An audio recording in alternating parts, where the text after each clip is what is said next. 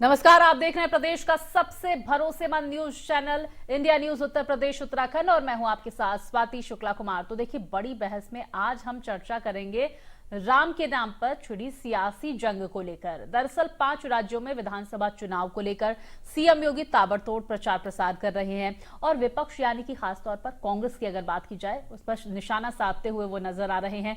CM योगी ने छत्तीसगढ़ के सुकमा में जनसभा के दौरान कहा कि अयोध्या में भगवान राम के मंदिर के शिलान्यास के साथ ही देश में राम राज्य की शुरुआत हो रही है और कांग्रेस नहीं चाहती थी कि अयोध्या में राम मंदिर बने। तो सबसे पहले सीएम योगी का आपको बयान सुनवाते हैं और उसी पर हम शुरू करेंगे आपकी ये बड़ी बहस। छत्तीसगढ़ जन को उत्तर प्रदेश के प्रत्येक नागरिक के लिए बहुत महत्व रखता है। तो इस बात के लिए रखता है, प्रभु श्री राम की जो मां थी, माता कौशल्या, वह छत्तीसगढ़ की ही रहने वाली थी। यानी भगवान राम का ननियाल है छत्तीसगढ़। और इसीलिए भगवान ने जब 14 वर्ष के वनवास के दौरान कहां रहना है, तो उस दौरान उन्होंने किसी एक धरती को चुना था। तो चित्रकूट से लेकर के, छत्तीसगढ़ से लेकर के और इस पूरे बस्तर और दंडकारण्य की इस पूरी भूमि को ही उन्होंने अपने वनवास काल के दौरान की सबसे उपयुक्त भूमि समझा था। भाइयों बहनों, हजारों वर्षों की विरासत आपके साथ में है और प्रभु की ही कृपा है कि प्राकृतिक संसाधनों से भरपूर ये क्षेत्र एक और आपके संघर्ष की गाथा को, आपके पूर्वजों के संघर्ष की गाथा को हम सबके सामने प्रस्तुत करती है। तो सरकार की शक्ति उतनी कठोरता पूर्वक सामने आनी चाहिए। यहाँ की सरकार लव जिहाद के मुद्दे पर मौन है, धर्मांतरण की गतिविधियों पर मौन है, उन्हें प्रश्रय देती है, उन्हें हर प्रकार से प्रोत्साहित करती है। ये सरकार नहीं, ये तो समस्या है। कांग्रेस अपने आप में एक समस्या बन चुकी है और इस समस्या से जितनी जल्दी आप मुक्ति पा सकेंगे भाइयों बहनों, छत्तीसगढ़ के सपने को साकार करने में मदद मिलेगी।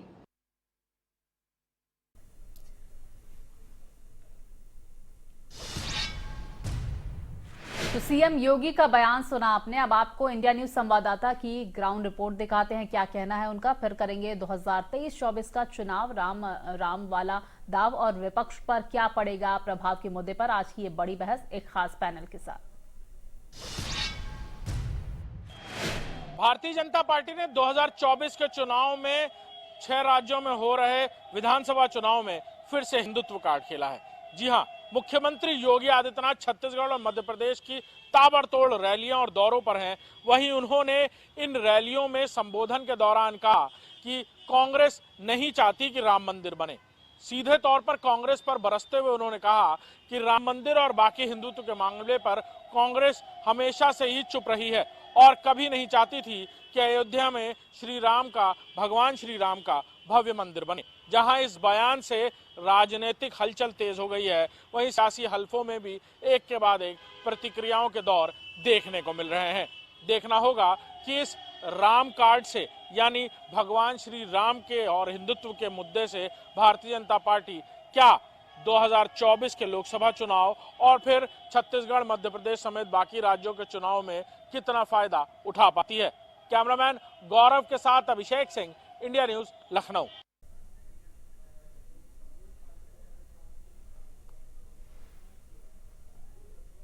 तो देखिए, 5 राज्यों में चुनावी हुंकार हो चुकी है और आज से चुनावों की शुरुआत भी हो चुकी है। छत्तीसगढ़ में 20 सीटों पर आज मतदान होंगे। मिजोरम की 40 सीटों पर आज मतदान हो रहे हैं। लेकिन 2023 और 2024 में राम का कार्ड, श्री राम के नाम का कार्ड और साथ ही हिंदुत्व का मुद्दा क्या एक बार फिर से भारी होगा, इसी को लेकर चर्चा करेंगे। हमारे साथ खास पैनल मौजूद है। हमारे साथ एसएन सिंह साहब मौजूद है, बीजेपी प्रवक्ता। रोहित अग्रवाल जी हमारे साथ आरएलडी प्रवक्ता जुड़ गए हैं। तमजीद अहमद हमारे साथ कांग्रेस प्रवक्ता जुड़ गए हैं, जिया मंजरी हमारे साथ राजनीतिक विश्लेषक जुड़ गए हैं। आप चारों का मैं बहुत बहुत स्वागत करूंगी और सबसे पहले मैं आऊंगी तमजीद अहमद के पास। तमजीद जी, देखिए ये कहा जा रहा है योगी आदित्यनाथ की तरफ से कि भाई कांग्रेस जो है वो राम मंदिर बनवाने के फेवर में ही नहीं थी कभी। आपको और सबको मेरा नमस्कार। देखिए, राम मंदिर बन रहा है, सुप्रीम कोर्ट ने फैसला दिया, उस फैसले के अनुरूप में राम मंदिर बन रहा है। लेकिन बड़ा सवाल यह है कि जब सुप्रीम कोर्ट ने एक फैसला दिया है तो भारतीय जनता पार्टी बीच में क्या कर रही समझ में नहीं आ रहा है। भाई, कोर्ट अगर कोई फैसला दे रहा है उस पर तो सारी पार्टियां सहमत, सबने ही बोला था, चाहे चुनाव नतीजे से कोर्ट के फैसले से पहले सारी पार्टियों ने ही बोला था ना कि जो भी कोर्ट का फैसला आएगा वो सबको मंजूर होगा। या भारतीय जनता पार्टी का कुछ और विचार था इस पे? भारतीय जनता पार्टी भी यही कहती थी जो सुप्रीम कोर्ट का फैसला आएगा हम उसका सम्मान करेंगे। कांग्रेस पार्टी भी यही कहती थी कि जो सुप्रीम कोर्ट का फैसला आएगा सम्मान करेंगे। तमजीद जी, लेकिन देखिए योगी ये कहते हुए नजर आ रहा है कि चाहती नहीं थी कांग्रेस कि राम मंदिर। नहीं चाहती का मतलब क्या होता है? चाहती नहीं होती तो सुप्रीम कोर्ट का फैसला आ गया, पूरी तरीके से हम उसका सम्मान करें, राम मंदिर बन रहा है। लेकिन सवाल यह है कि भारतीय जनता पार्टी बीच में कैसे आ जा रही है, समझ नहीं बात आ रही है। देखिए, मसला क्या है कि इतने मुद्दे इस समय खड़े हो चुके हैं कि जिससे छुपने के लिए भारतीय जनता पार्टी कभी कोई तरीका अपना रही है, कभी कुछ तरीका अपना रही है। राम मंदिर, भव्य राम मंदिर का निर्माण हो रहा है और सबने इसका स्वागत किया है सुप्रीम कोर्ट के फैसले का। इसमें भारतीय जनता पार्टी इस मुद्दे को उठा के बार बार उन सारे मुद्दों से छुपना चाह रही है कि जाति जनगणना कब करवाएगी, मुद्दे छुपना चाह रही है। 2 करोड़ रोजगार कब देना है नहीं बताएंगे। ये जो किसानों की जो गाय दुगनी हो रही है वो कब करेंगे, वो नहीं बताएंगे। अच्छा देने का काम किया वो कब करेंगे नहीं बताएंगे। तो बहुत सारे जो मुद्दे जो वादे किए थे उन सबसे बचने के लिए सारे मुद्दे उठाएंगे। और दूसरा, तो आपको लगता है तमजीद जी की 2023 और 24 के चुनाव में राम मंदिर और जो हिंदुत्व का कार्ड है वो यहाँ पर तवज्जो दी जाएगी जनता की तरफ से, आपको ऐसा लगता है? देखिए, जनता का जो इस समय पूरा जो जन आकांक्षा है और जनता जो सुनना चाह रही है, भारतीय जनता पार्टी से सुनना चाह रही है कि जातीय जनगणना कब करवाएंगे, कब देंगे, आएंगे, किसानों की आय कब दुगनी होगी, महिलाओं को तो है। इन नहीं है। और दूसरा, छत्तीसगढ़ में प्रचार करते होगी जा रहे हैं। ये आप समझ लीजिए कि जो अगर इसी मुद्दे पर भारतीय जनता पार्टी को चुनाव लड़ना है और उन्हें लड़ना है कि जो जनता के बुनियादी मुद्दे हैं उन सवालों से बचते हुए अगर इसी मुद्दे पर चुनाव आने वाले 5 चुनाव के नतीजे में इसका भी फैसला हो जाएगा। एसएन सिंह साहब, इस पर मैं आपकी प्रतिक्रिया लूंगी। सर, क्या प्रतिक्रिया? तमजीद जी, मैं इस पर आपकी बात पर एसएन सिंह साहब की प्रतिक्रिया लूंगी। जी। देखिए, हमारे मित्र ने सही बात कही कि भारतीय जनता पार्टी क्यों आती है, क्योंकि 1989 में कांग्रेस इसी पर समाप्त हो जाती है और भारतीय जनता पार्टी राम मंदिर का एक आंदोलन चलाती है। और भारतीय जनता पार्टी नहीं, भारत के वो लोग जो भगवान राम का नाम ले लेते थे उनको सांप्रदायिक कहा जाता था, संघी कहा जाता था, भारतीय जनता पार्टी का कहा जाता था। हमसे तो लोकसभा और राज्यसभा में सवाल पूछा जाता था कि मंदिर कब बनाएंगे। भाई, वो तारीख नहीं बताएंगे तो हम तो सिर्फ तारीख बता रहे हैं। आप तैयार तो ही, आपने कहा मुद्दा तो आपके लिए हलाला भी नहीं था। उस समय बेरोजगारी की बात करनी चाहिए, लेकिन 3 तलाक और हलाला पे जब बात होती थी तो बेरोजगारी से हट जाते थे। नहीं, हमारे लिए मुद्दा है, होना भी चाहिए, क्योंकि हमारी सरकार गई 26 घंटा, स्वर्गीय आदरणीय कल्याण सिंह जी जेल में रहे, हमारे 24 नेता डिटेक्ट किए गए। एसएन सिंह साहब, देखिए कमलनाथ का बयान कुछ दिनों पहले सामने आया है, मध्य प्रदेश के मंत्री, उनका ये कहना है कि भाई देखिए राजीव गांधी ने ही खोला था राम मंदिर का ताला, और उसके बाद वो ये वादा करते हुए नजर आ रहा है कि अगर हमारी सरकार बनती है तो श्रीलंका में माता सीता का मंदिर होगा। नहीं, अच्छी बात है। देखिए क्या होता है, आदमी आगे पीछे क्यों होता है। और वैसे तो अंतिम समय तो सब लोग भगवान का नाम लेते हैं। मारीच भी लिया, सुबाहु भी लिया, रावण भी लिया, और हम भी लेंगे, सभी लोग लेते हैं। लेकिन मैं कांग्रेस को एक कहूंगा, जब अस्तित्व समाप्त हो रहा है तो आप राम का नाम ले रहे। मैं तो चुनौती देकर इस चैनल पर पूछता हूं कि अगर कांग्रेस पार्टी ने कोई एक भव्य मंदिर बनाया हो जहां जय श्री राम लिखवाया, वो बता दे। भगवान राम को काल्पनिक कौन बताता था? वो भारतीय जनता पार्टी तो बताती थी, कोई और पार्टी तो बताती थी। इनके पार्टी को लोग कोर्ट में जाते हैं और काल्पनिक भगवान को बताने का कार्य करने। भगवान अयोध्या में किस तरह से किसी तरह का विकास अगर किया हूं, पहले भी मैं तो कह रहा हूं इनकी सरकार तो 1989 तक उत्तर प्रदेश में थी ना, बता दीजिए। कपिल सिब्बल साहब क्या कह रहे थे? कपिल सिब्बल साहब ने अर्जी दिए थे कि ये काल्पनिक है, बहुत सारे लोगों ने कहा ये काल्पनिक है। तो मैं कह रहा हूं ये तो ऐसा नहीं कहना चाहिए, पहली बात। दूसरी बात, जब भगवान राम की बात आती थी और उस समय पीवी नरसिम्हा राव, जो आदरणीय पीवी नरसिम्हा राव देश के प्रधानमंत्री, अगर वो भगवान राम के लिए कोई बात करते हैं तो जब उनकी मृत्यु होती है तो इतना नाराज होके कांग्रेस के लोग कहते हो भारतीय जनता पार्टी के प्रधानमंत्री थे। इतनी दिक्कत हो जाती है कि कहीं हमारा वाला वोट कट न जाए, और उनकी डेड बॉडी को ऐसे प्रधानमंत्री जो देश के प्रधानमंत्री हैं वो 10 जनपद ले जाने से मना कर देते हैं। तो मैं पूछ रहा हूं भैया, राम की नाम से इतनी दिक्कत क्यों? और दिक्कत अगर है तो फिर नाम क्यों लेने लगे? क्योंकि नाम लेना ही पड़ेगा, बिना नाम लिए कल्याण किसी का है नहीं। आज देखिए चलिए एहसन सिंह साहब, इसी से जुड़ा सवाल मैं रोहित जी से कर लेती हूँ। रोहित जी, ये कह रही है बीजेपी की भाई कांग्रेस को राम के नाम से दिक्कत है। रोहित जी नहीं, दिक्कत तो कोई नहीं है। मैं तो ये पूछना चाह रहा हूँ कि भाई भारतीय जनता पार्टी वाले कितने शक्तिशाली हैं जो भगवान राम को लाने की बात करते हैं।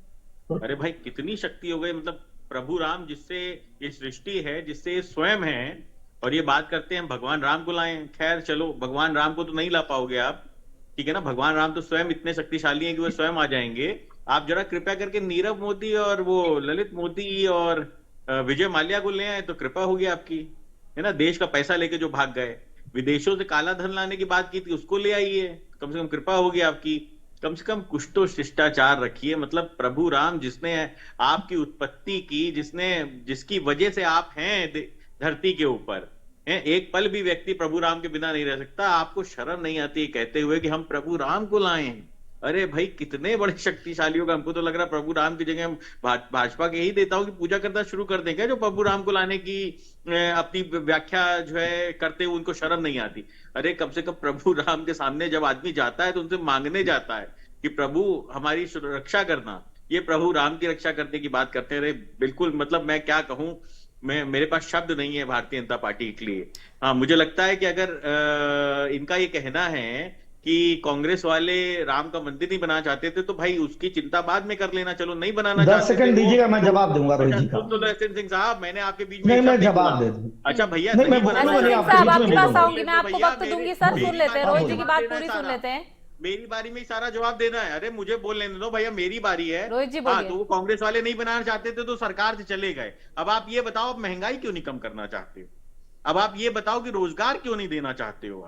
आप ये बताओ, आप भ्रष्टाचार क्यों नहीं बंद करना चाहते हो? बिल्कुल, देखिए राम और हिंदुत्व एक तरफ और जमीन के जो मुद्दे हैं वो अलग, ये तमाम जो मुद्दे हैं इन पर लगातार सियासत तेज है। हम जिया जी का रुख करेंगे। एहसन सिंह साहब, आपको मैं 10 सेकंड दूंगी अपनी बात पूरी करें। 10 सेकंड से अधिक मैं कहूंगा कि शर्म उनको आनी चाहिए जो राम भक्तों पर गोली चलाने वाले का साथ देते हैं। शर्म उनको आनी चाहिए जो भगवान राम का नाम लेने से घबरा जाते हैं। उनकी सरकारें डर जाती थी कि भगवान राम का नाम कैसे लें। अरे शर्म तो ऐसे लोगों को करना चाहिए जो ऐसे लोगों के साथ जाकर केंद्र में सरकार बना लेते हैं, जो भगवान राम के अस्तित्व को मानते ही नहीं है। रही बात भारतीय जनता पार्टी की, भारतीय जनता पार्टी नहीं, पूरे देश के लोग भगवान राम को मानते हैं। आपने पूछा हमने क्या किया? हम गारंटी देकर कहे कि 370 हम समाप्त करेंगे, और वो गारंटी को पूरा करते हुए 370 समाप्त किए। हमने कहा कि भव्य राम मंदिर का निर्माण करेंगे। क्या अगर आपकी सरकार आती तो भव्य राम मंदिर नहीं बनता? आपके समय नहीं बनता।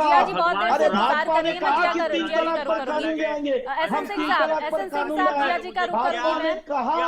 भाजपा ने कहा कि हम गरीबों को मकान देंगे, हमने गरीब, अरे सुनिए, भक्त की हैसियत होती है, भक्त की हैसियत होती है, आपकी हैसियत होती है, भक्त क्या करता है भगवान